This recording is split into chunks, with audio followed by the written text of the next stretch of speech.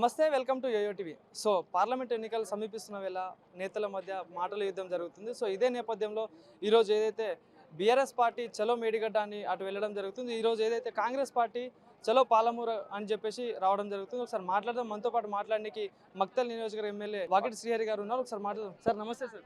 నమస్కారం. సో ఎట్లా చూస్తారు సార్? ఎందుకంటే ఈరోజు చలో మేడిగడ్డ అని చెప్పేసి బీఆర్ఎస్ పార్టీ వెళ్ళడం జరుగుతుంది. గతంలో మీరు పిలవడం జరిగింది, అయినా కూడా రాలేదు.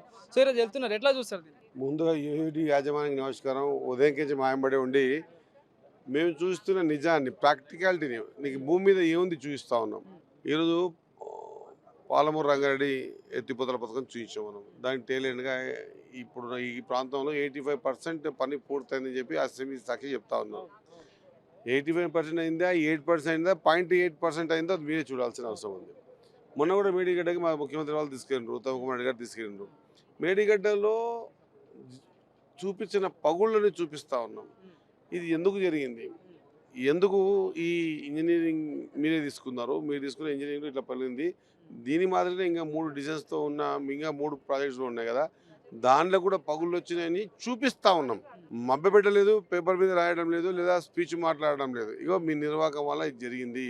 ఈసారి వర్షాకాలం వచ్చే లోపల దాన్ని చేయాలనుకున్న అంత తొందరగా చేస్తామా చేయమో తెలియదు. ఆ చేయకపోతే అది కొట్టుకుపోయే పరిస్థితి ఉన్నది. ఇది మీరు చెప్తున్న నిర్వాహకం. ప్రతి తెలంగాణ పౌరుడి మీద అప్పు ఇంత మోపి ప్రతి ఒక్క వ్యక్తి కట్టిన ట్యాక్సుల ద్వారా నిర్మితమైనటువంటి వేల కోట్ల రూపాయల్ని బూడిదలో పోసే పన్నీరులాగా ఇసుక దెబ్బల్లో పోసే పరిస్థితి చేశారు. ఈ క్రమంలో ఎక్కడ చూసినా కాళేశ్వరం ప్రపంచవ్యాప్తంగా 7వ వింత అని చూపించారు. వింత దేనికి? పడిపోవడానికి వింతనా, లేదా సస్యశ్యామలంగా దాని మీద ఆధారపడి మిగతా బ్యారేజ్లు ఏవైతే ఉన్నాయో దానికి నీళ్ళు అందించేటువంటి మేడిగడ్డనే కుంగిపోయినప్పుడు మిగతా దాని పరిస్థితి ఏంది? ఇప్పుడు ఈ వర్షాకాలంలో వర్షాలు వస్తే పరిస్థితి ఏంది?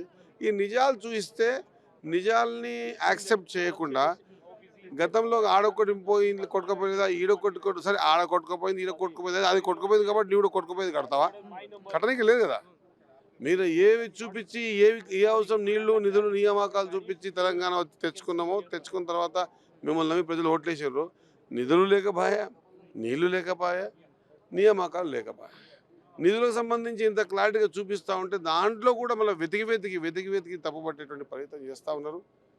మొన్న చూసిన తర్వాత తెలంగాణ ప్రజానికానికి అర్థమైంది, అరే మా డబ్బంతా ఎంత వృధా అయిందా, ఈరోజు మా ఒకరొకరి మీద 1,00,000 2 లక్షలు అప్పు పెట్టిపోయారు, ఈ కాళేశ్వరం పేరు ఇంత అప్పులు వస్తూ ఉన్నాం, దాని నుంచి ఏమైనా ఉపయోగం అయిందా? అది కూడా ఉపయోగం కాలేదు. అదే మాదిరిగా మీరు అంటారు కదా, మీరు అడబోయి చూపించడానికి మేము ఇక్కడ వచ్చినాం. ఇక్కడ వచ్చి మేమేం తప్పు చేయలేదే, చూపిస్తూ ఉన్నాం. అసెంబ్లీ సాక్షిగా అంటా ఉన్నారు 85% పనులు పూర్తయినాయని. మొత్తం తిరిగితే 85 అన్ని కలిపితే కూడా 85% పని కూడా పూర్తి కాలే. ఇక్కడైతే అసలు ఒక చిన్న గంపెడు మన్ను తీయలేదు, గడ్డపడుతున్న ఒకసారి గాతు కూడా వేయలేదు. మరి ఇక్కడ కూడా 85% పూర్తయిందని చెప్పి చెప్తా ఉంటే ఇది వినాలనా వినకూడదా? సమాజం ఆలోచన చేయాలి, ప్రజలు ఆలోచన చేయాలి. బీఆర్ఎస్ నాయకులు పదే అంటున్నారు, కాళేశ్వరం ప్రాజెక్ట్ని కాంగ్రెస్ పార్టీ తప్పుడు ప్రచారం చేస్తుంది. కాళేశ్వరం అంటే 84 పిల్లర్లలో 3 పిల్లర్లు కుంగిపోయినాయి, దాన్ని తప్పుడు ప్రచారం చేస్తుంది, దాన్ని రిపేర్ చేయకుండా అని చెప్పేసి బీఆర్ఎస్. మీరే చెప్పండి తప్పుడు ప్రచారం దీంట్లో ఏముంది? 3 పోయినాయి చూపించినాం అంతే, మేము అనడంలే. ఒక నీళ్లను ఆపే ప్రాజెక్ట్ అది. ఎంటిక ప్రమాణం కంటే తక్కువ చిన్న సందు పడ్డా కూడా డ్యాములే కొట్టుకుపోయిన సందర్భాలు చూసినాం. అటువంటిది 3 పిల్లర్లకు పోయిన తర్వాత ఇంకా డ్యామ్ ఎక్కడ మిగులుతుంది? ఎట్లా సాధ్యమవుతుంది? ఎక్కడ తప్పు చూపిస్తున్నాం? 4వ పిల్లర్ పడిపోయిందని మేము చెప్తే తప్పు చూపించినట్ల, పడ్డ మూడే చూపిస్తున్నాం కదా. మిగతా పగుళ్ళని చూపిస్తున్నాం కదా, నీళ్ళు బయటకు వస్తున్నాయి అవి చూపిస్తున్నాం కదా. ఇంకా ఈసారి వర్షాలు వచ్చిన తర్వాత అసలు విషయం బయటకు వస్తుంది.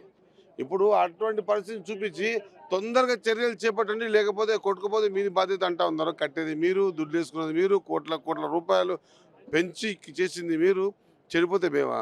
కానీ సార్ ఇంకోటి, మొన్న నల్గొండ సభలో కూడా కేసీఆర్ గారు చెప్పడం జరిగింది, బొందలగడ్డకి వెళ్తారా అని చెప్పేసి మేడిగడ్డ దానికి చెప్పడం జరిగింది. సో ఈరోజు అదే బీఆర్ఎస్ నాయకులు వెళ్ళారు. సో ఏం చెప్తారు? వాళ్ళకి ఆ విఘ్నత, ఆ మాటని వాళ్ళకే వదిలేస్తున్నా. కాళేశ్వరం ఏతు వండరు అన్నావు, ఈరోజు మొన్న మాట్లాడితే బొందలగడ్డ అన్నావు. మా ప్రీత ముఖ్యమంత్రి వారిని కూడా ఇష్టం వచ్చినట్లు మాట్లాడినావు. ఏం చూడి మేము తప్పు చెప్తే నువ్వు అనలా. 3 పిల్లలు పోయినాయో అవి పోయి చూస్తూ ఉన్నావు, అది నిలబడదని చెప్తా ఉన్నావు, అదే చెప్తా ఉన్నావు, వేరే చెప్పడం లేదు కదా. ప్రజలని మభ్యపెట్టి నేను చేస్తేనే అద్భుతాలు క్రియేట్ అవుతాయి అనే విధంగా చేసి చూపించిన ప్రాజెక్టు కూలిపోతే నిజంగా 8వ వింతనే. ఎట్లా 8వ వింత? దేనికి? అనాలోచితంగా కడితే ఇగో ఈ విధంగా అవుతుంది అని చూపించడానికి మాత్రం ఖచ్చితంగా పనికొస్తుంది. ఖచ్చితంగా ఆ దానికి మాత్రమే మేడిగడ్డ పనికొస్తుంది. ఇది ప్రజల సొమ్ము.